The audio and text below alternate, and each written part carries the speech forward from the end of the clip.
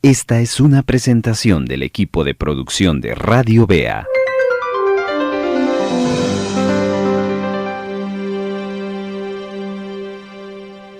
Damos gracias a Dios por este nuevo episodio que nos permite el Señor de compartir con ustedes.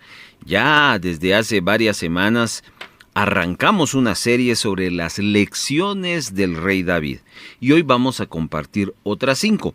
No obstante, quisiera tomarme el tiempo para recordar o mencionar las de la última edición. Hemos aprendido la semana anterior sobre la prudencia, también sobre el complot, sobre la mentira, sobre el saber apartarse y escapar, huir. Esas 5 cosas nos enseñaron grandes y hermosas enseñanzas de David. Hoy les quiero dirigir,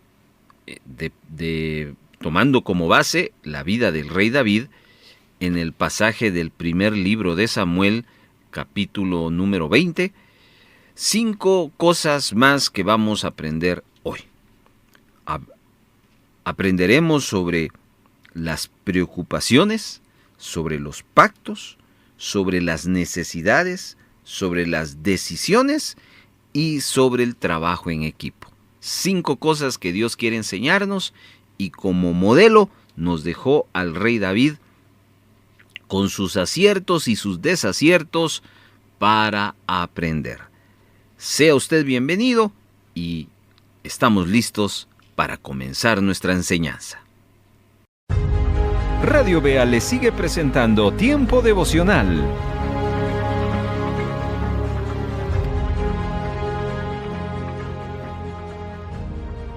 Primer libro de Samuel, capítulo número 20, versos 1 en adelante, dice: Después David huyó de Nayot en Ramá y vino delante de Jonatán, y dijo: ¿Qué he hecho yo?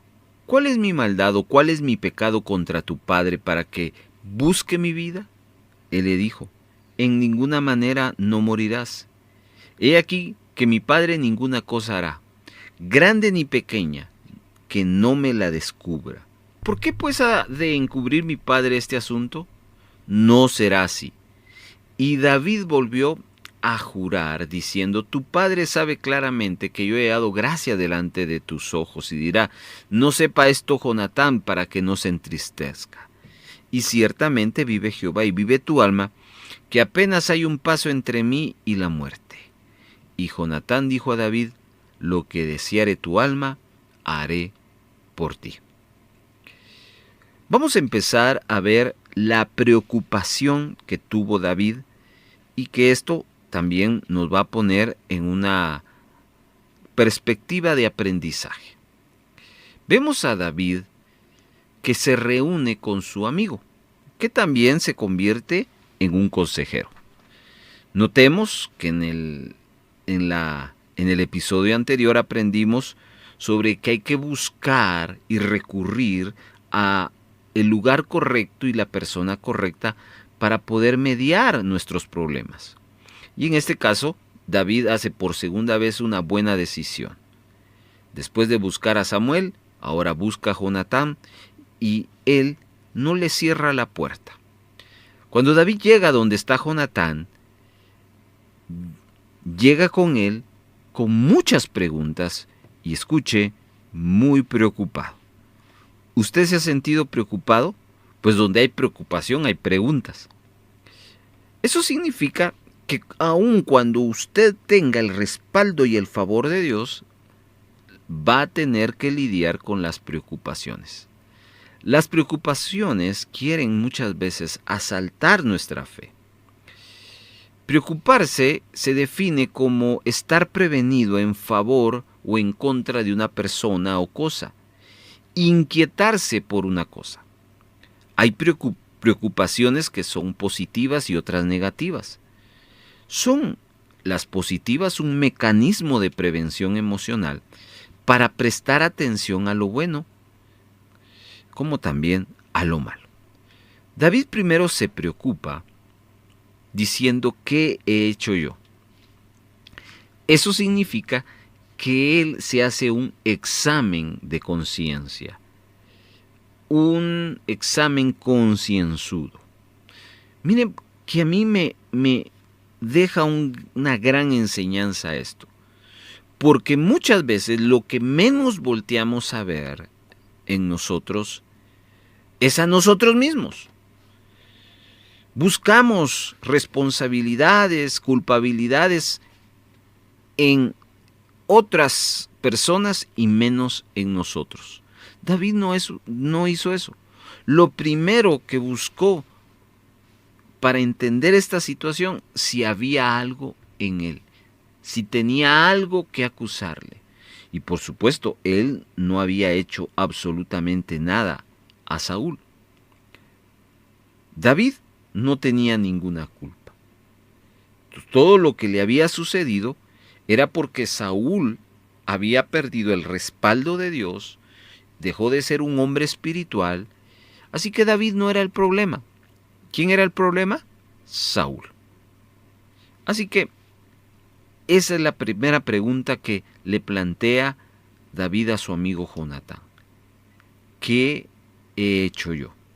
Aparte de que él se hace una autoconfrontación, él está dispuesto a ser confrontado y corregido. Entonces vemos una vez más esa gracia que tiene de parte de Dios al ser humilde y esperar que le muestren sus errores.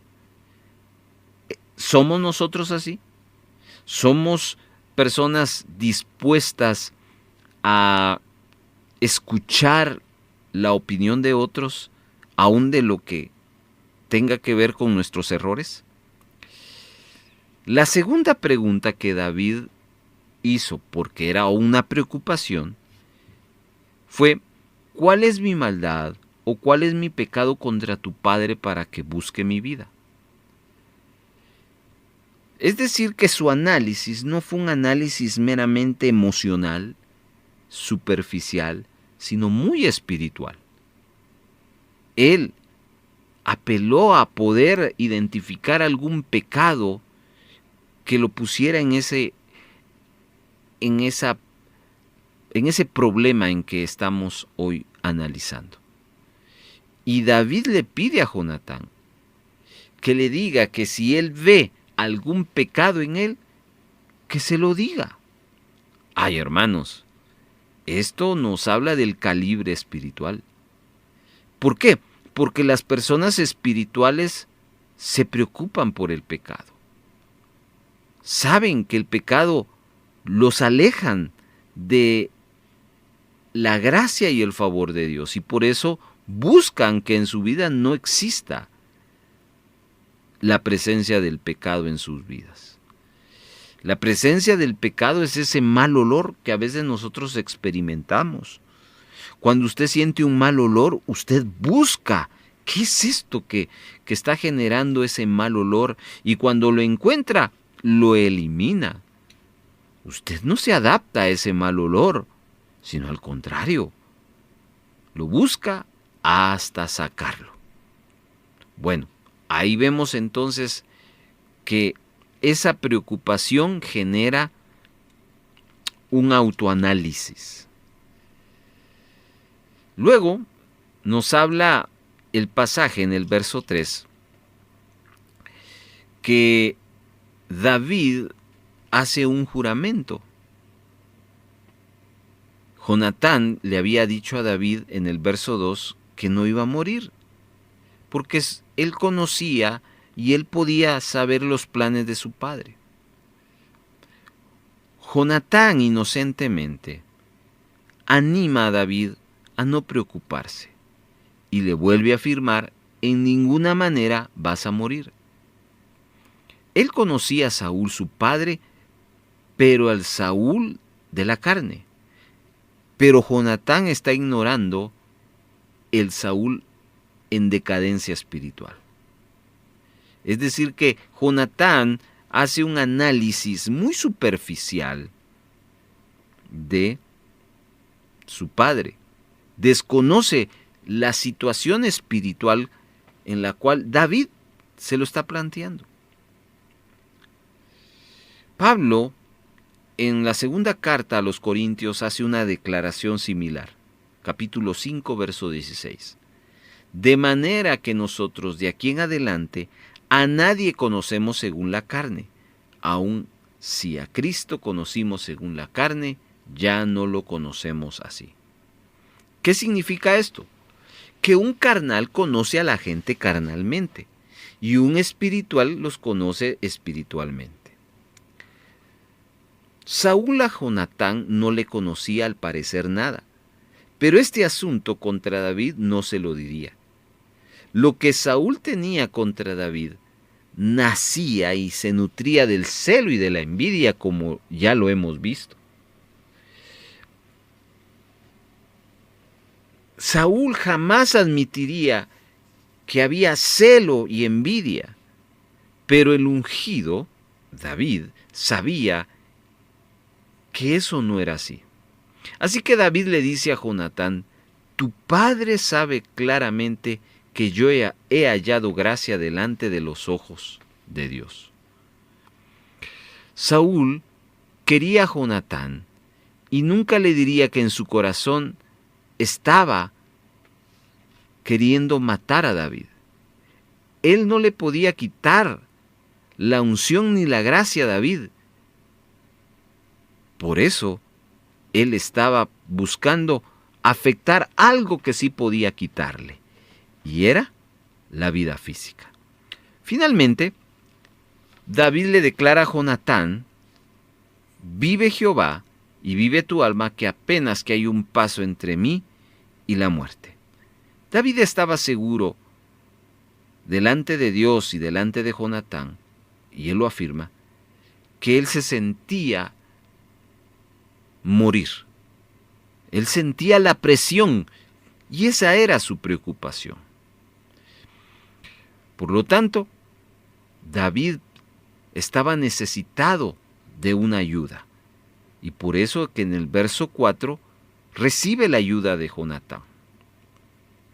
Jonatán se pone a disposición de David, y él estaba dispuesto a hacer por David cualquier cosa, y por eso él dice en el verso 4: lo que desearé tu alma haré por ti.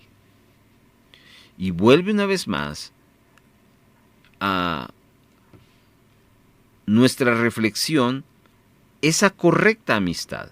Cuando hay una correcta amistad, esa correcta amistad es una bendición. Así que, hermanos, en este primer punto que estamos viendo de las 5 lecciones de David para esta semana, podemos ver que David era un hombre humilde, que sus preocupaciones generan preguntas, y él no busca respuestas no solo afuera, sino dentro de él. Y está esperando, después de autoconfrontarse, a ser confrontado. Y la segunda cosa, que David busca amigos verdaderos, íntegros, comprometidos y dispuestos a el sacrificio por sus amistades. Ahí está entonces esta primera lección para esta enseñanza de hoy. Hablemos de la segunda. Vamos a hablar un poco de los pactos. Y prosiguiendo con el pasaje de 1 Samuel 20, damos el salto al versículo número 8. Harás pues misericordia con tu siervo, dice, ya que has hecho entrar a tu siervo en pacto de Jehová contigo. Y si hay maldad en mí, mátame tú, pues no hay necesidad de llevarme hasta tu padre. Note que lo primero que reconoce David es la importancia de la misericordia. La misericordia, hermanos, implica que no se nos da lo que merecemos. Y eso es lo que David le dice a Jonatán. La misericordia no es algo que se siente, sino es algo que se hace. La misericordia es una práctica, la cual sabemos que es un deber. Y por lo tanto, lo primero que David solicita en este segundo punto es un pacto de misericordia. Lo segundo es que David le recuerda a Jonatán de su iniciativa, ya que has hecho entrar a tu siervo en pacto de Jehová contigo. Cuando uno tiene el respaldo de Dios, hay algo que siempre vamos a toparnos o vamos a tener, y es que somos gente de pacto. Noé hizo pacto con Dios. Abraham hizo pacto con Dios. Isaac también lo hizo. Jacob, Moisés, Josué, Elías. La iglesia está en pacto con Dios por medio de Jesucristo. Los pactos con Dios no se pueden violar, no se pueden romper, no se pueden olvidar, no se pueden ignorar. Y Dios siempre llama a cuenta a los que han hecho pacto con Él. La profesión de fe es un pacto que se hace con Dios. El matrimonio es un pacto que se hace con Dios. La dedicación de niños es un pacto que se hace con Dios. La ofrenda es un pacto que se hace con Dios. El servicio, el ministerio, todo eso es una señal de un pacto que se hace con Dios. Y Jonatán era un creyente serio que ante Dios mantenía su palabra. Era un hombre de palabra, no era como su padre, que podía decir una cosa y terminaba haciendo otra. La respuesta de Jonatán está en el verso 9. Y Jonatán le dijo: nunca tal te suceda. Antes bien, si yo supiere que mi padre ha determinado maldad contra ti, ¿no te lo avisaría yo? Jonatán deseaba lo mejor para David. No deseaba que nada malo le sucediera. Por eso recalcamos la importancia, amados hermanos, de rodearnos con personas correctas, porque las personas correctas siempre van a tener buena voluntad para con nosotros. El pacto era que Jonatán sería los ojos y los oídos para David.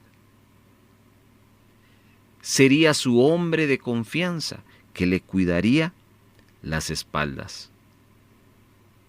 Estaría velando por la seguridad de David. Y mire qué es lo que sucede en el verso 11. David y Jonatán dice: ven, salgamos al campo. Y salieron ambos al campo. Esto es una frase que aparece ahí ilustrándonos algo. No, esta frase tiene mucho significado, porque es una invitación para refrescarse y reflexionar en relación a ese pacto que ambos están haciendo. Note que lo primero que hace Jonatán es poner a Dios delante. Jehová, Dios de Israel, sea testigo. ¿Por qué? Porque el pacto, la riqueza del pacto, en primer lugar, no está en la palabra de alguien, sino está en Dios. Luego, lo segundo que Jonatán se compromete es velar por David. Jonatán se convertiría en esa ayuda y en ese cuidado, en esa constante de estar velando. Y en tercer lugar, Jonatán también le haría saber cualquier cosa mala. Así que ese es el pacto. Y observe qué es lo que va a pasar. Verso número 15. Y si yo viviere, harás conmigo misericordia de Jehová para que no mueras, y no apartarás tu misericordia de mi casa para siempre.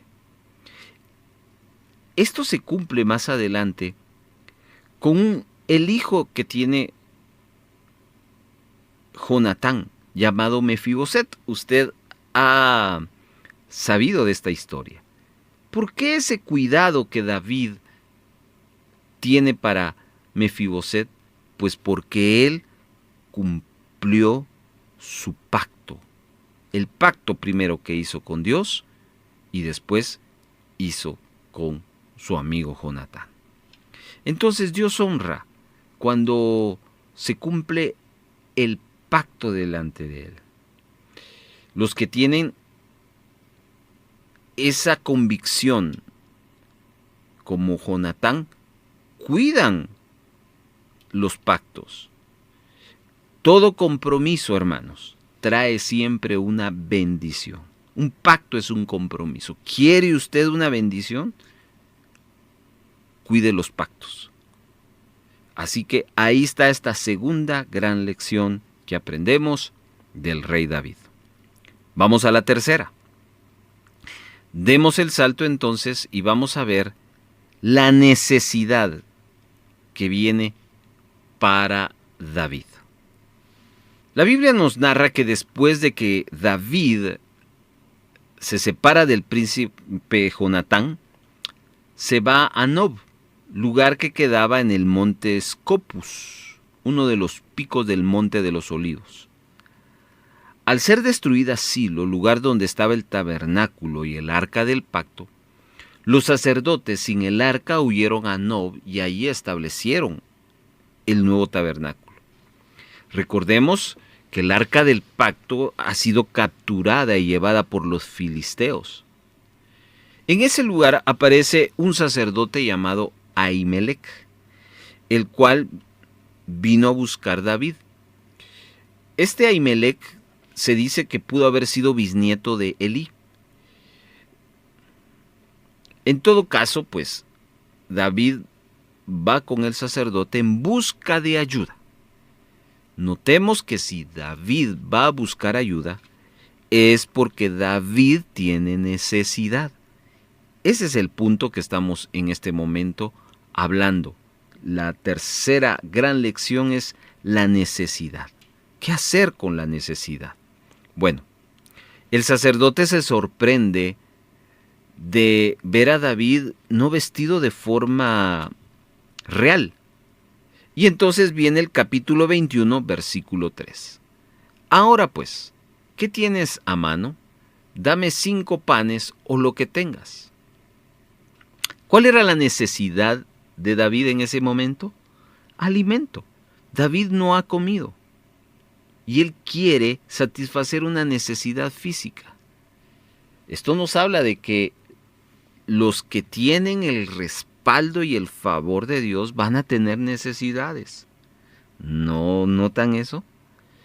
Bueno, el hecho entonces de que David pide únicamente 5 panes, por lo menos es un indicativo de que habían personas que le acompañaban y no solo estaba pensando en él, estaba pensando en ellos. Significa que el corazón de David no es un corazón como el de Saúl, que es egoísta. David quiere compartir con alguien más. No pidió un pan, pidió 5 panes. La respuesta del sacerdote Ahimelech dice que no tenía pan común a la mano, solamente el pan sagrado. Pero lo daré si los criados se han guardado a lo menos de mujeres. David puede participar de las cosas sagradas, pero si desea de que los quienes le acompañan también participen, deben asegurarse que espiritualmente estén bien. Ahora, David no solo necesitaba de comer, también necesitaba la protección. Escuche lo que dice el verso 8, capítulo 21, primer libro de Samuel. Y David dijo a Ahimelech: ¿no tienes aquí a mano lanza o espada? Porque no tomé en mi mano mi espada ni mis armas, por cuanto la orden del rey era apremiante. David todavía se está cuidando y por eso no le dice la verdad al sacerdote Ahimelech, implicando que estaba bajo órdenes del rey Saúl.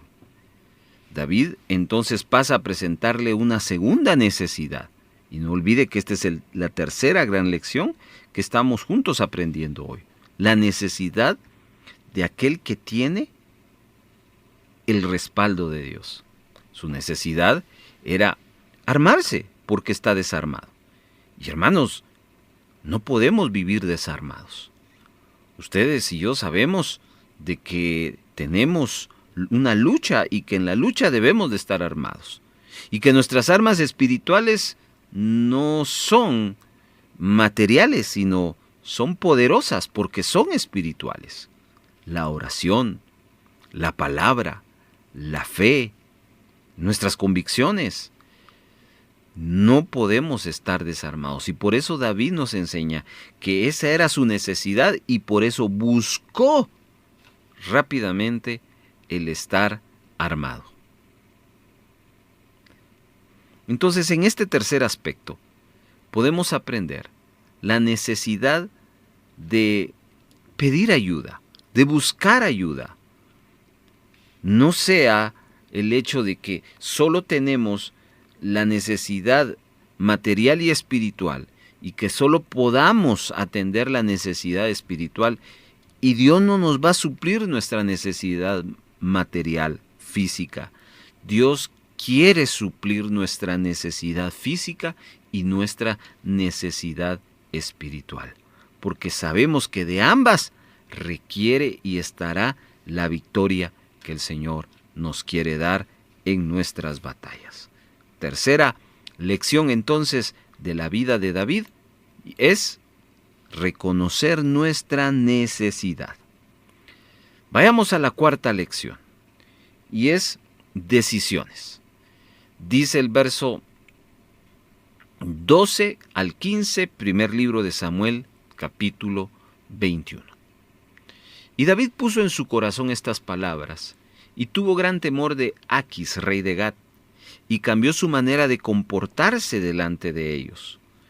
Y se fingió loco entre ellos, y escribía en las portadas de las puertas y dejaba correr saliva por su barba. Y dijo Aquis a sus siervos: «He aquí, ¿veis a este hombre que es demente? ¿Por qué lo habéis traído a mí? ¿Acaso me faltan locos para que hayáis traído a este que hiciese de loco delante de mí? ¿Había de entrar a mi casa?» Muy bien. Resulta ser que después de que David tomó la espada de Goliat, que estaba en manos de Ahimelech, el sumo sacerdote, él sigue huyendo de Saúl y llega a Aquis, rey de Gat. Muy probablemente David haya sido tomado prisionero por el rey Aquis de Gat de Filistea. Y es sumamente interesante que Goliat era de Gat y que David se hubiera armado con su espada y que llegara a esa ciudad donde en otro tiempo aquel fue considerado un héroe nacional. Entonces, esto nos habla de que Dios, en su soberanía, permitirá que muchas veces nosotros estemos en territorios hostiles, donde debemos de tener mucho cuidado y por eso debemos de tomar decisiones importantes. Y esta es la cuarta lección: decisiones. David tuvo que primero determinarse a dónde ir, y esa decisión fue estratégica. Ya estando en ese lugar, en el territorio enemigo, David sabe que hay otra decisión. ¿Cómo se va a presentar? ¿Como el hombre que ha derrotado al héroe nacional de ese lugar? ¿O se va a presentar en otra figura?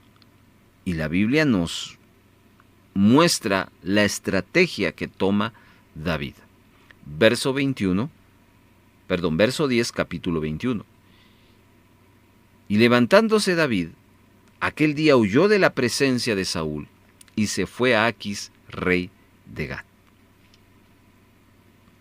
Cualquiera pueda decir que el lugar que buscó David para proteger su vida de Saúl fue un lugar equivocado. Pero no olvidemos toda la historia que hemos venido contando.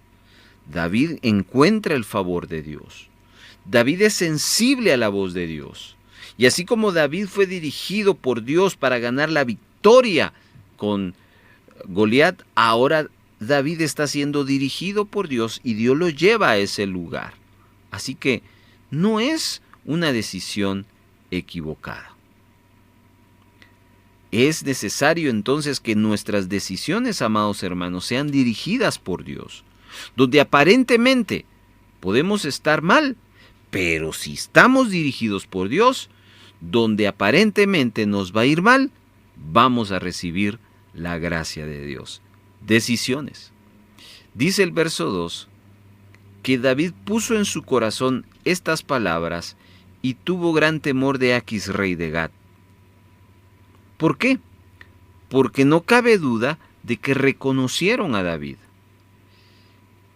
Muchas cosas que David escucha a otros decir las que tiene, las pone en su corazón. Significa que David escuchó que por ahí estaba el murmullo. ¿No es este David el que venció a Goliat? Y entonces allí viene la decisión de guardar, y hay un cambio extraño que David va a tomar. El verso 13 dice que cambió su manera de comportarse delante de ellos y se fingió loco dentro de ellos. Vemos aquí a un David fingiendo ser la persona que no era para proteger su vida. Actuó totalmente contrario a lo que de él se decía. Lo que él llegaría a ser era de más importancia que todo lo que de él se decía. Al ver el peligro de muerte, David fingió ser un loco. Antiguamente a las personas dementes o afectadas de sus facultades mentales se les respetaba la vida. Antiguamente, en los tiempos bíblicos. El rey Aquis se quedó convencido de que David estaba demente. Por eso es que él pregunta en el verso 14, ¿por qué lo han traído delante de mí? Porque a un loco no lo quería en su presencia, y menos todavía en su casa, según lo dice el verso número 15. Entonces, muchas veces Dios nos va a llevar a momentos donde tendremos que con una correcta decisión, bajo la autoridad de Dios, disimular. A veces es conveniente, hermanos, dejar que las personas crean de nosotros lo que no somos. Es decir, lo que se conoce en este tiempo como un perfil bajo. Y hay gente que no quiere manejar esa actitud porque han decidido siempre que donde quiera que van, les tiren la alfombra roja y hacerles pleitesía. Pero la dirección que Dios le da a David es que tienes que ir en perfil bajo. De tal manera que esa fue la razón por la cual David está en un lugar donde jamás Saúl lo iría a buscar. De tal manera que debemos de tomar decisiones estratégicas. ¿Y cuáles son las decisiones estratégicas? Número 1, orar. Y número 1, obedecer a la dirección que Él nos da. No olvide eso. Y muchas veces vamos a estar en lugares aparentes equivocados. Pero si Dios nos puso ahí, Dios obrará ahí. Y muchas veces el perfil que nosotros tenemos que manejar ante diversas situaciones será un perfil contrario a lo que normalmente haríamos. Por eso, en esta lección, la cuarta lección, aprendemos la importancia de ser dirigidos y de tomar correctas decisiones. Para cerrar entonces nuestra meditación, nuestro devocional de este día, hablemos de la quinta lección. La quinta lección es el trabajo en equipo. Seguidamente vemos a un David cambiando de estrategia. De Filistea, de Gat, donde está actualmente y acabamos de dar referencia, él sale huyendo a un lugar que se llama Adulam. Versículo 1 y 2 del capítulo 22.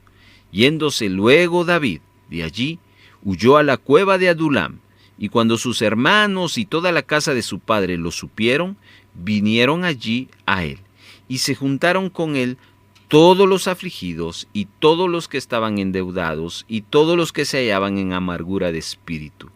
Y fue hecho jefe de ellos y tuvo consigo como 400 hombres. Esa persecución que tiene David de parte del rey Saúl aparentemente lo está alejando del trono, pero no, porque lo que Dios busca no es algo superficial, es una renovación interna, la cual, si uno es sensible a la voz de Dios, la va a obtener. Y donde Dios nos lleva, allí Dios está obrando. Ahora David tiene que huir a las cercanías de la ciudad de Adulam. Allí buscó una cueva, el cual fue su refugio. El nombre Adulam significa lugar cerrado. Adulam fue una ciudad cananea que luego entró a formar parte de la tribu de Judá. Probablemente corresponda actualmente a un lugar en Jerusalén, cerca de Jerusalén. Pero bueno, en el Salmo 57, ahí hay una oración cantada donde el salmista expresa a Dios su confianza y se ampara en su misericordia. Y en el versículo 4 dice de la siguiente manera: mi vida está entre leones, estoy echado entre hijos de hombres que vomitan llamas, sus dientes son lanzas y saetas, y su lengua espada aguda. Acá David está haciendo una alusión a esa persecución que estaba recibiendo por parte de Saúl. Pero en el verso 6 dice de ese salmo: red han armado mis pasos, se ha batido mi alma. Hoyo han cavado delante de mí, y en medio de él han caído ellos mismos. Acá David declara que el mal que quieren contra él se va a volver contra sus enemigos. En medio de su aflicción, David está adorando. Aunque su alma está abatida, está dolorida, está angustiada, su espíritu está en una actitud de adoración. Y el canto termina diciendo: exaltado sea sobre los cielos, oh Dios, sobre la tierra sea tu gloria. Pronto mi corazón, oh Dios, mi corazón estará dispuesto. Cantaré y trovaré salmos. Despierta, alma mía, despierta, salterio y arpa, me levantaré de mañana. Te alabaré entre los pueblos, oh Señor, cantaré a ti entre las naciones. Luego, en el Salmo 142, sigue una oración donde hace referencia que se encuentra dentro de la cueva de Adulam. En su angustia, él se queja delante de Dios. Y dice de la siguiente manera en el verso 4, Salmo 142. Mira a mi diestra y observa, pues no hay quien me quiera conocer. No tengo refugio, ni hay quien cuide de mi vida. Primero observe que expresa: no hay quien me quiera. Muchas veces los ungidos se encuentran tan deprimidos que se sienten como aquel búho en la soledad o como aquel pelícano en el desierto. Luego él expresa: no tengo refugio. No tiene una propiedad, una carencia. Porque Dios le está enseñando de que refugio no es un lugar, refugio es una persona. El mismo David lo comprueba varias veces diciendo: tú has sido mi refugio. Y luego él dice: no hay quien me cuide. David se sentía como alguien que lo habían descuidado. Y muchas veces nos va a tocar ocasiones que aparentemente no hay nadie quien nos está cuidando. Pero en verso 7, David dice: saca mi alma de la cárcel para que alabe tu nombre. Me rodearán los justos porque tú serás a mí propicio. David, cuando está perseguido, afligido y solo, se siente estar en la cárcel. La soledad, amado hermano, es la peor de todas las cárceles. Pero en esa cárcel emocional, David tiene la esperanza de que será acompañado. Por eso él declara: me rodearán los justos.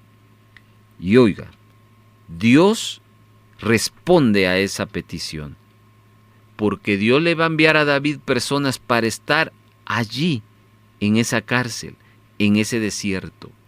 Significa que David nunca experimentó soledad, porque Dios envía siempre provisión de personas. Y dice el capítulo 22, verso 1, ahora regresemos al primer libro de Samuel. Y cuando sus hermanos y toda la casa de su padre supieron, vinieron allí a él. La familia de David no pudo dejarlo solo. Cuando va al desierto, debieron haber ido con él al desierto. Si la familia no es la primera en apoyar, para David muy difícil, otros le iban a apoyar. En 1 Samuel 22:3 leemos que David fue a Mizpa de Moab y dijo al rey de Moab: yo te ruego que mi padre y mi madre estén con ustedes hasta que sepa lo que Dios hará de mí. Este es el único pasaje donde Isaí, el padre de David, aparece asociado con su mamá. David es uno que cumple con el mandamiento: honra a tu padre y a tu madre, para que tus días se alarguen en la tierra que Jehová, tu Dios, te da. David no quiere exponer en peligro a su padre y a su madre, de tal manera que les brinda protección. Y eso es algo tan especial, el poder cuidar de la familia. María y Aarón, hermanos de Moisés, en Números 12, critican a su hermano por casarse con una mujer cusita. La misma Biblia sale en defensa de Moisés en el capítulo 12, verso 3, y aquel varón era muy manso, más que todos los hombres que habían en la tierra. Ellos se creían que Dios no solo hablaría por medio de Moisés, sino también por medio de ellos. Bueno, y usted puede seguir leyendo esta historia que nos habla lo importante que es la familia. Y por eso, en esta quinta lección, estamos hablando de un trabajo en equipo. Si David llegó a ser lo que fue, primero fue por Dios, pero después porque él se rodeó de personas las cuales buscó ayuda, supo guiarles, fue honrado y él honró. En el verso 1 hablamos de la familia. En el verso 2 dice: y se juntaron con él todos los afligidos y todo el que estaba endeudado y todos los que se hallaban en amargura de espíritu, y fue hecho jefe de ellos. Bueno, aquí David arma una congregación. Comenzó posiblemente con 5, allá en el relato del rey de Gat. Luego se le une su familia, pero después vienen con él 400 hombres. Ese número lo vemos creciente cuando damos el salto al capítulo 23, verso 13. David entonces se levantó con sus hombres, que eran como 600.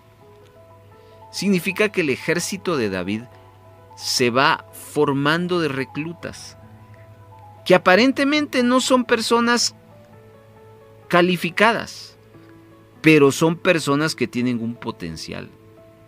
Gente que tal vez nadie la hubiera adquirido para formar un batallón, pero Dios se las envió. De tal manera, en esa gente que Dios le está enviando, quizás nadie miraría futuro bueno, pero Dios sabe de que en ellos hay potencial. En la Biblia, versión plenitud, en la acción que aplica dice: líderes, que menosprecies a nadie que el Señor ponga delante de vosotros. Eso habla del comentario de esa Biblia. Entonces veamos algunas cosas de esto hablando del trabajo en equipo. Primero, y se juntaron con él todos los afligidos. La Biblia española en la versión dice gente en apuros. El ejército comienza con reclutas voluntarios que estaban afligidos y apurados. Eran personas que estaban metidos en muchos problemas. Mentalmente se encontraban confundidos y sin dirección en sus vidas, pero David fue usado para identificar en ellos estos problemas y ayudarlos, y que ellos puedan tener oídos. Hermanos, muchas personas que están afligidas y en apuros buscan a otro líder que les reciba y les atienda. Esa persona no es exclusivista, sino inclusivista. En su ejército hay lugar para los que andan apurados, para los que viven apurados, se muestran apurados y se comportan apurados. La segunda cosa es que no solo estaban los afligidos, sino dice los que estaban endeudados. La versión Las Américas dice todo el que estaba endeudado. O, como dice la versión española, llenos de deudas. Las deudas es una de las principales causas de divorcios en muchos países. Por causa de las deudas, muchos han llegado a suicidarse. Las deudas tienen a los hombres y a las mujeres viviendo ahogados y apretados. Los préstamos, el crédito, las hipotecas, etcétera, tienen a las personas oprimidas. Y Dios permite que a David se le unan este tipo de personas que debían mucho dinero, vivían bajo presiones económicas, ahogados en las finanzas. Una persona endeudada está bajo presión y una persona aprisionada se le afecta su comportamiento, su relación con otros y se puede enfermar emocionalmente. Esta gente oprimida financieramente llegan donde está David. Así que él tenía que enseñarles y darles su consejo, ayudarles a superarse día a día y creer en el Dios que podía sacarlos de esas deudas. Hermanos, entre paréntesis, Dios no desea que nosotros estemos de esa manera, sino que seamos parte de la solución. Así que, ojalá que nosotros podamos, con la ayuda de Dios y con el consejo bíblico, hay tanto en la Biblia que compartir con respecto a las deudas. Romanos capítulo número 13, verso 7 nos habla de pagad a todo lo que debéis, al que tributo, tributo, al que impuesto, impuesto, al que respeto, respeto, al que honra, honra. No debáis a nadie nada, sino el amaros unos a otros. Bueno, hay mucho de qué hablar, no es el tema de la deuda, pero David se topó con gente de ese perfil, de esa presión, y pudo sacarlos adelante. Y en tercer lugar, dice la Biblia que todos los que tenían amargura de espíritu. En otras versiones habla de aquellos que estaban descontentos o desesperados de la vida. Significa que a David le llegaron personas que estaban hartas, cansadas de vivir. No había alegría en ellos, sino tristeza, inconformidad, melancolía, desesperación, amargura. ¿Se puede usted imaginar con qué tipo de situación y de personas David tenía que lidiar? Pero Dios le enseñó a David que eso que era menospreciado era lo que él iba a terminar usando para forjar la vida de su potencial ejército que ayudaría a David a salir de la situación. Hermanos amados, personas tristes necesitan alegría, necesitan ánimo. Y David, no cabe duda que los animó, los fortaleció para salir de ese cuarto oscuro que se encontraban. Y eso es el mensaje de hoy, Quizás Dios le está rodeando con personas de esa manera. Es para que usted les ayude, para que usted haga un trabajo con ellos y que de ese trabajo forme un equipo. Termino diciendo que la cueva de Adulam, en vez de ser una cueva de un escondite, se debe de convertir en un refugio. La familia debe ser parte de ese entorno de alguien que está siendo forjado por el Señor. Y también el reto es recibir a toda persona que se encuentra, no importa la condición, pero Dios nos dará la gracia y el favor para ayudar a estas personas. Entonces no olvide estas 5 nuevas lecciones del rey David. Las preocupaciones, los pactos, cómo enfrentar la necesidad, cómo tomar buenas decisiones y el trabajo en equipo es muy importante. Amados hermanos, gracias por ser parte de este tiempo devocional.